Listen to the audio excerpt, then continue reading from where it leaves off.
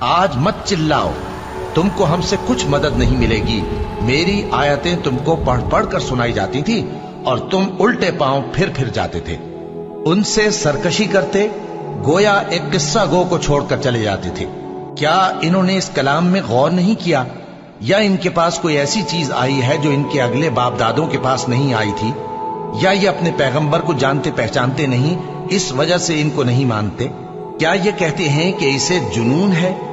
نہیں، بلکہ وہ ان کے پاس حق کو لے کر آئے ہیں، اور ان میں سے اکثر حق کو ناپسند کرتے ہیں۔ اور اگر معبود برحق ان کی خواہشوں پر چلنے لگے تو آسمان اور زمین اور جو ان میں ہے سب درہم برہم ہو جائیں۔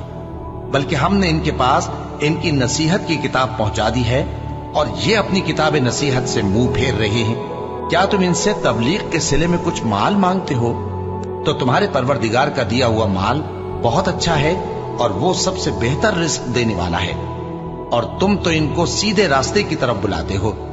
اور جو لوگ آخرت پر ایمان نہیں لاتے وہ راستے سے الگ ہو رہے ہیں۔ اور اگر ہم ان پر رحم کریں اور جو تکلیفیں ان کو پہنچ رہی ہیں وہ دور کر دیں تو یہ اپنی سرکشی پر اڑے رہیں اور بھٹکتے پھریں، اور ہم نے ان کو عذاب میں بھی پکڑا تو بھی انہوں نے اللہ کے آگے عاجزی نہ کی، اور یہ عاجزی کرتے ہی نہیں، یہاں تک کہ جب ہم نے ان پر عذاب شدید کا دروازہ کھول دیا تو اس وقت وہاں نا امید ہو گئے۔